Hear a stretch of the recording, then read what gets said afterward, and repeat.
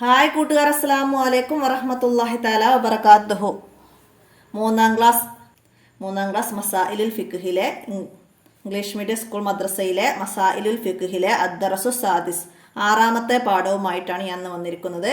നമുക്ക് പാഠത്തിലേക്ക് കടക്കാം. ബിസ്മില്ലാഹിർ റഹ്മാനിർ റഹീം. അപ്പോൾ ഈ പാഠഭാഗം വരെയാണ് നിങ്ങൾക്ക് എക്സാമിനുള്ളത്. ഫിഖ്ഹുൽ ഇസ്ലാമിലെ ആറാമത്തെ പാഠവും തജ്വീദുൽ ഖുർആനിൽ എട്ടാമത്തെ പാഠം വരെയുമാണ്.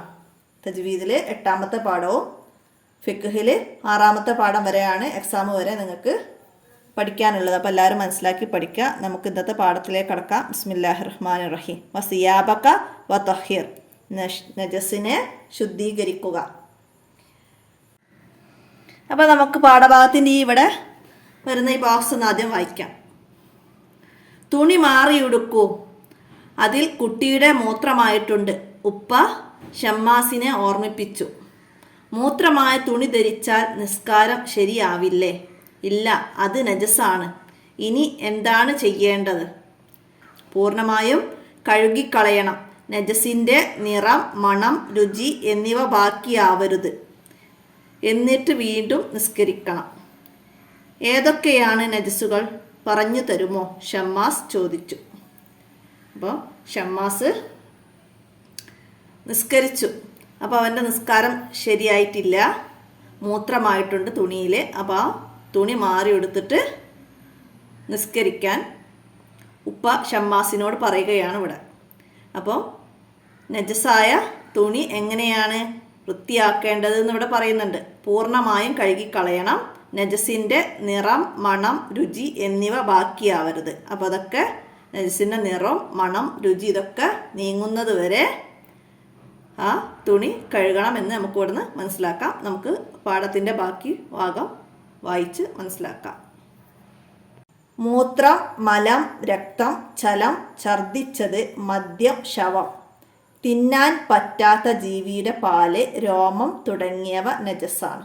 അപ്പോൾ എന്തൊക്കെയാണ് നജസുകൾ? നജസുകൾ എന്തൊക്കെയാണ്? മൂത്രം, മലം, രക്തം, ചലം, ഛർദ്ദിച്ചത്, മദ്യം, ശവം, തിന്നാൻ പറ്റാത്ത ജീവിയുടെ പാല്, രോമം തുടങ്ങിയവ നജസാണ്. തിന്നാൻ പറ്റാത്ത ജീവിയുടെ പാല് എന്ന് പറഞ്ഞാൽ ആനയുടെ പാല്. നമുക്ക് തിന്നാൻ പറ്റുന്ന ജീവിയല്ല ആന. അപ്പോൾ ആനയുടെ പാല്. അപ്പോൾ 5 നജസുകളുടെ പേര് എഴുതാന്നൊക്കെ പറയും. അപ്പോൾ നമുക്ക് ഇഷ്ടമുള്ള 5 എഴുതാം. അപ്പോൾ നജസുകളാണ് ഇതൊക്കെ, മനസ്സിലാക്കി പഠിക്കാം. അടുത്തത് നായ, പന്നി എന്നിവ മുഅല്ലലായ, അതായത് മുഅല്ലൽ എന്ന് പറഞ്ഞാൽ ഗൗരവമുള്ള നജസാണ്. ഗൗരവമുള്ള നജസാണ്. നായ, പന്നി എന്നിവ ഗൗരവമുള്ള നജസാണ്. അതിന് മുഅല്ലലായ നജസ് എന്ന് പറയും. അവ കൊണ്ട് മലിനമായത് 7 തവണ കഴുകണം.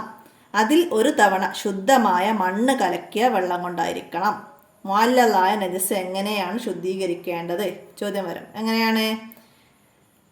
7 തവണ കഴുകണം. അതിൽ 1 തവണ ശുദ്ധമായ മണ്ണ് കലക്കിയ വെള്ളം കൊണ്ടായിരിക്കണം. മനസ്സിലാക്കുക. നജസ് ശുദ്ധിയാക്കാൻ കഴിയില്ല. അതായത് നജസ് ശുദ്ധിയാക്കാൻ കഴിയില്ല. ഇത് മുഅല്ലലായ നജസാണ്. എന്നാൽ നജസ് ശുദ്ധിയാക്കാൻ കഴിയില്ല. മുഅല്ലലായ നജസ് ശുദ്ധിയാക്കാൻ കഴിയുന്നത്.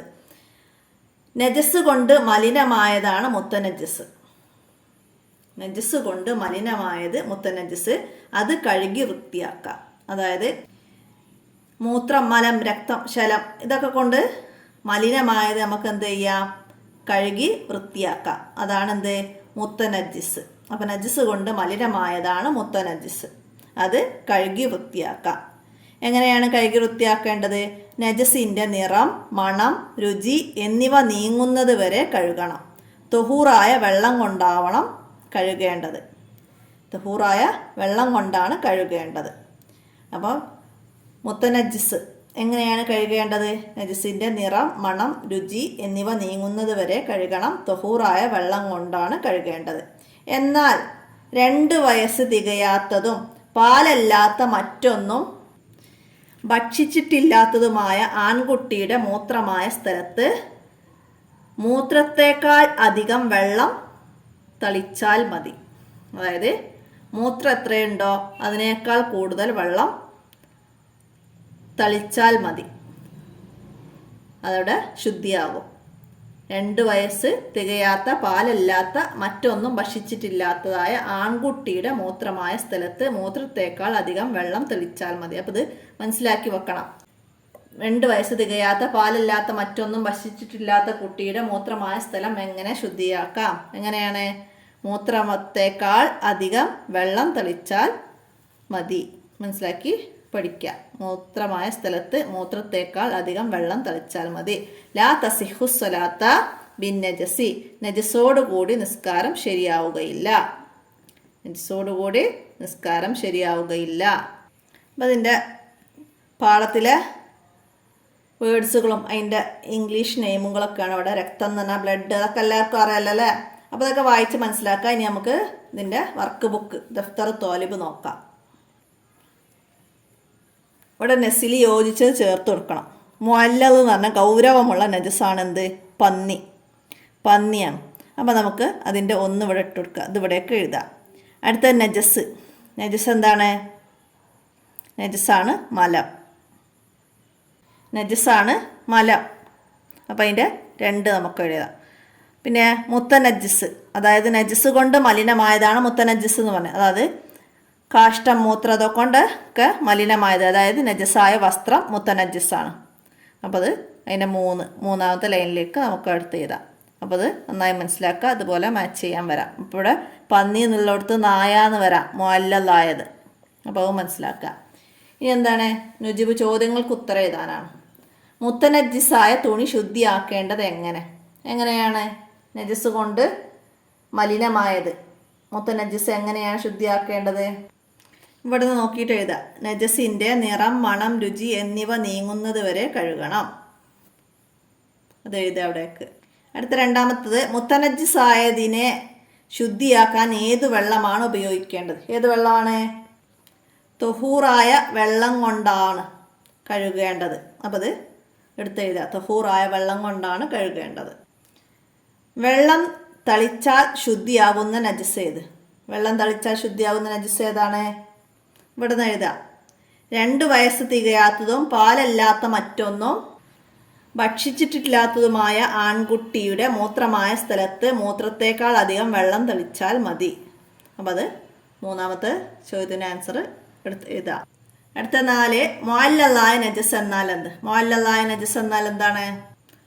ഗൗരവമുള്ള നജസാണ് മുഅല്ലലായ നജസ്. ഗൗരവമുള്ള നജസാണ് മുഅല്ലലായ നജസ്. അവിടേക്ക് എഴുതാം.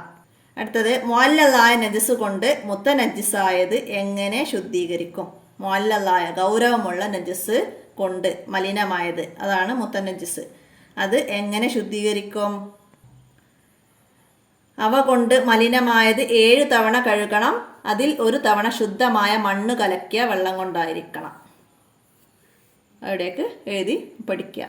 അടുത്ത നുബയ്യിന് വിശദീകരിക്കാനാണ്. നജസ് എന്താണ്? മുത്തനജ്ജിസ് എന്താണ്? ഇത് രണ്ടുമാണ്. അപ്പം നജസ് എന്താണ്? മൂത്രം, മലം, രക്തം, ചലം, ഛർദ്ദിച്ചത്, മദ്യം, ശവം, തിന്നാൻ പറ്റാത്ത ജീവിയുടെ പാല്, രോമം തുടങ്ങിയവ നജസാണ്. നായ, പന്നി എന്നിവ മുഅല്ലലായ നജസാണ്. അവ കൊണ്ട് മലിനമായത് 7 തവണ കഴുകണം. അതിൽ 1 തവണ ശുദ്ധമായ മണ്ണ് കലക്കിയ വെള്ളം കൊണ്ടായിരിക്കണം. നജസ് ശുദ്ധിയാക്കാൻ കഴിയില്ല. അപ്പം നജസിനെ കുറിച്ച് ഇത്രയും ഭാഗം നമുക്കവിടെ എഴുതി കൊടുക്കാം. അടുത്ത മുത്തനജ്ജിസാണ്. അപ്പം മൂത്രം, മലം, രക്തം, ചലം, ഛർദ്ദിച്ചത്, മദ്യം, ശവം, തിന്നാൻ പറ്റാത്ത ജീവിയുടെ പാല്, രോമം തുടങ്ങിയവ നജസാണ്. ഇവ കൊണ്ട് മലിനമായത് മുത്തനജ്ജിസാണ്. അത് കഴുകി വൃത്തിയാക്കാം. നജസിൻ്റെ നിറം, മണം, രുചി എന്നിവ നീങ്ങുന്നത് വരെ കഴുകണം. തൊഹൂറായ വെള്ളം കൊണ്ടാണ് കഴുകേണ്ടത്. ഈ 2 വയസ്സ് തികയാത്ത പാലില്ലാത്തതൊക്കെ ചേർത്ത് എഴുതാം. അടുത്ത നക്തുബ് ഫിക്ര, ഒരു ഖണ്ഡിക എഴുതണം. നജസായ ശുദ്ധിയാക്കൽ എങ്ങനെയാണ്? നജസായാൽ ശുദ്ധിയാക്കൽ നായ, പന്നി എന്നിവ കൊണ്ട് മലിനമായത് 7 തവണ കഴുകുകയും അതിൽ 1 തവണ ശുദ്ധമായ മണ്ണ് കലക്കിയ വെള്ളം കൊണ്ടും കഴുകണം. പിന്നെ നജസ് കൊണ്ട് മലിനമായതാണ് മുത്തനജ്ജിസ്. അത് കഴുകി വൃത്തിയാക്കാം. നജസിൻ്റെ നിറം, മണം, രുചി എന്നിവ നീങ്ങുന്നത് വരെ കഴുകണം. അത് തൊഹൂറായ വെള്ളം കൊണ്ടായിരിക്കണം. അപ്പം നജസായ ശുദ്ധിയാക്കൽ എങ്ങനെയെന്ന് ഈ രീതിയിലേതാ. പിന്നെ 2 വയസ്സ് തികയാത്ത പാലല്ലാത്ത മറ്റൊന്നും ഭക്ഷിച്ചിട്ടില്ലാത്ത ആൺകുട്ടിയുടെ മൂത്രമായ സ്ഥലത്ത് മൂത്രത്തേക്കാൾ അധികം വെള്ളം തെളിച്ചാലും മതി. അപ്പോൾ ഈ പാഠഭാഗം ചുരുക്കി എഴുതുക, അത്രയാണ് ഇവിടെ വേണ്ടത്. മനസ്സിലാക്കി എഴുതുക, ഉപകാരപ്പെടുത്തുക. അപ്പോൾ ഇത്രയാണ് ഈ പാഠഭാഗത്തിൽ മനസ്സിലാക്കി പഠിക്കാനുള്ളത്. അപ്പോൾ എല്ലാവർക്കും ഉപകാരപ്പെടുത്താം. കൂട്ടുകാർക്കൊക്കെ വീഡിയോ ഷെയർ ചെയ്ത് കൊടുക്കാം. ഇന്നത്തെ വീഡിയോ ഇവിടെ അവസാനിപ്പിക്കുകയാണ്. അസ്സലാമു അലൈക്കും വറഹ്മത്തുള്ളാഹി വബറകാതുഹു.